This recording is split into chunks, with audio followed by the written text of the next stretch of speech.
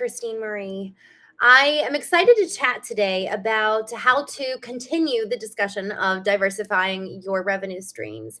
And the main one that I want to talk on that's going to build off of our conversation yesterday. And for those of you who weren't able to join, just a reminder that we are diving into, the 3 ways to diversify revenue streams. Yesterday was one, how to ensure that when you think of I service business to consumer, you think an additional stream, which is business to business.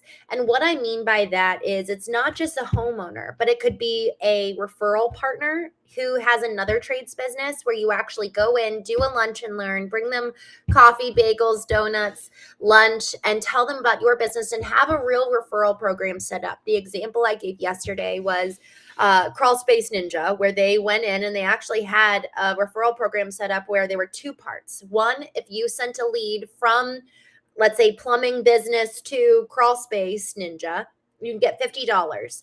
And then if that lead turns into a customer, you get an additional $250. Brilliant referral program. Super easy for the referrer. They don't have much to put up, let's say. It's super easy for them to take action. And it's easy cash flow and an additional revenue stream for them. Whereas for you, now you've got the homeowner that you're proactively marketing to and trying to garner by way of income. And I guess you should say inbound leads. But then you've also got this other business whole stream here where you're actually allowing for them to come to you, intentionally remembering you, referring people to come your way because you've got this referral program set up. And then the third way that we talked about yesterday was through general contractors and having general contractors both where they're servicing homeowners, but then they're also servicing businesses, let's say restaurants. They are subbing you out where you're coming in as a sub to the GC. They're handling all the client relationships. You don't have to do much at all in terms of really doing the hard work to go find the business. You're just the sub. And so by way of having both parties in play together, man, all of a sudden you've just expanded your revenue streams significantly. And so what we're talking today is regarding building a strong brand for you as the contractor as another way, as another modality for revenue streams. And y'all, when I'm talking about a strong brand, I am meaning probably what you're thinking, which is, do I have to be going on social media? And the answer is yes. Y'all, I had somebody reach out to me 2 years after we'd had an initial conversation. He reached out to me and said, hey, I just wanted to tell you, one, I've been loving your posts on LinkedIn. It's inspiring. Good job. I also have a client for your family's 100-year-old business. And it took him 2 years to finally come around and actually have an opportunity for me. But because I was posting consistently, I stayed top of mind for him.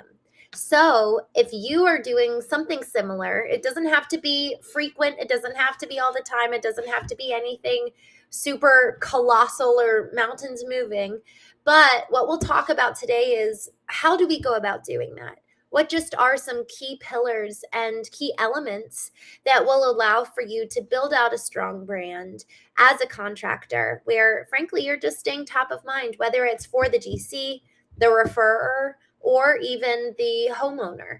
A lot of people are playing in the social media game. And so it's about time for you and I to step in and start being more involved. So before I keep moving forward, I just want to say hello to folks here in the chat. Explorer 6949, thanks for joining. Are you talking about my video? He says, how can you improve the video quality? I frankly need to get a legit camera. I'm just using my laptop camera. So I'll probably do that at some point. So advertisement versus referrals. Word of mouth is good also. Absolutely. This is DJ. DJ, thank you for saying that, because when we're talking about revenue streams, when we're going direct after the homeowner, so much of that is via advertisements and by way of even organic, like the content you post on your website, the content. I talked about this a couple days ago. This is probably one of the most important practices a business can do, which is to have your sales team and production guys, when you're boots on the ground at Susan King's house, posting a picture of the work you're doing befores and afters, and really touting the project and the work that you're doing and the impact you're making. And the benefit of doing that, posting on your Google business profile, allows Google to know your geographical footprint. Oh, they actually really do service homeowners an hour away from their primary office. Good to note. So the more that you're posting, it's like, here's your core office. It's at the center of the map. And then the more you're posting geographically in on Google Business Profile, it really algorithmically expands your footprint. So when we're talking about advertising and having the revenue stream to the homeowner, it really is by way of advertisements and also organic, such as that. And then when we're talking about referral based, to your point, DJ, that is exactly kind of what you're saying here, advertisements versus referral, which is, okay, go ahead and build those relationships through lunch and learns with other folks who have their own trades businesses. And then also building out relationships with potential GCs that you could sub under, and those GCs could, kind of splinter off into serving the homeowner or servicing real businesses. And then to your point of, I'm just looking through here, word of mouth. And actually, we're going to talk about word of mouth tomorrow, because when we're talking about revenue streams, yesterday was kind of like bucket number one. Today is bucket number two through personal branding. And then tomorrow is through word of mouth. So I love that you're promoting that, because it definitely is so important. Okay, so moving into personal brand. So the way that I really got started on LinkedIn really was first by exploring, what do I even want to talk about on here?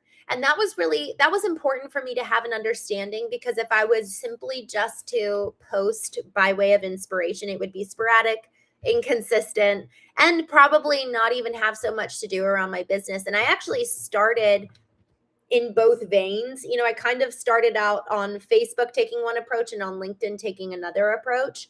And what I found now, we're actually doing this much more consistently for our clients, where we're helping the leaders of these businesses build their personal brands. And I learned by way of experience as well in my former life. One of our clients was Amazon. And I managed the brands for 10 different executives at Amazon. And it was during this big promotion of a big event. And the way that, this is really solidified. So I gave my example earlier of somebody who reached out to me 2 years later with a job for our painting business because he'd been seeing my LinkedIn posts. This is another case study, if you will, to kind of prove the point. So Amazon, AWS at the time, had 7.5 million followers on LinkedIn.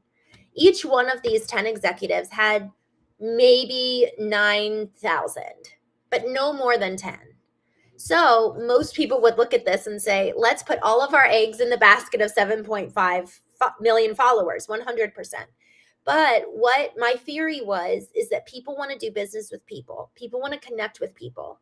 People are so, especially in this rise of AI, and this was a little bit before AI and ChatGPT really came to surface, but still, really, people are wanting to connect with people more than ever before. And so we took the time to really build out social media posts in promotion of this event as reflective of each one's personal values, what they care about, their voice, and their authentic experience at this event. So it was values, voice, and experience. And so we combined all of that into 10 different posts. And as a result, one particular woman, she, had 9,000 followers at the time. She ended up getting 35,000 views. And the hashtag for the event ended up going trending and viral on LinkedIn. And y'all, this is the power of taking the time to invest in our platform. Our platform is there for a reason. Our platform by way of whatever your social media handle is and wherever it exists. It does take time, but y'all, it's really, really worth it. People watch, people listen more than you realize. And, there's something around ego that ego can show up, and I'm just speaking straight here. Ego can show up by way of putting ourselves out loud and proud, but it can also show up by way of hiding behind the computer screen because thank God I'm not like other men. And so ego can show up either way. And I really have found that ego so often for me shows up in the latter where I'm actually wanting to hide. And it's easier to just not put myself out there because what if I fail? And so for me, that's how ego manifests. And I actually have had this real fear of becoming the one that everybody judges and hates because I might be too vocal. And so when it comes to social, the first step for all of us is to consider what is that little voice in our head that could be preventing us from showing up. Because if we really believed and really understood the value of what this can do, not just for our business, but for the families we serve, for the lives and mouths that we feed and sponsor, man, then we have to be posting on social media. People are doing business on there. They're listening, they're developing relationships, and the more you and I can take our stance and be brave and show up online, the more people are going to be able to use our services and even know that we're out there to begin with. So the three components of building out that strong brand identity: your values, really understanding this is what I believe, this is who I am, and then understanding why.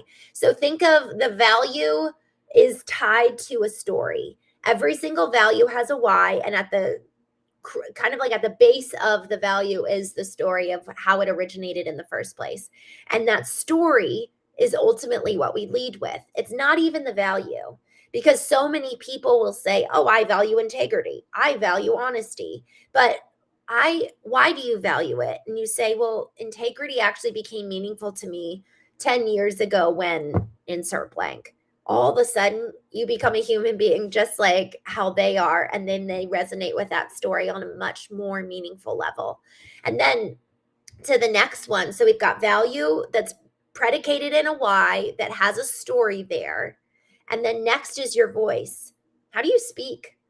And truly, how do you speak? And here's the thing: we don't people are using ChatGPT these days, or Claude, or insert your AI tool here. And one of the things that I started noticing was that my friends all of a sudden started talking really weird in their posts. And I was like, "Oh, it's because they're not the ones creating it." So your voice, please, please, please preserve your voice. We want to hear from you. It shouldn't be polished. Frankly, I'd rather have less and have it be from you than have it be more and have it be overly edited or have it be coming from somebody else. And then three, your experience.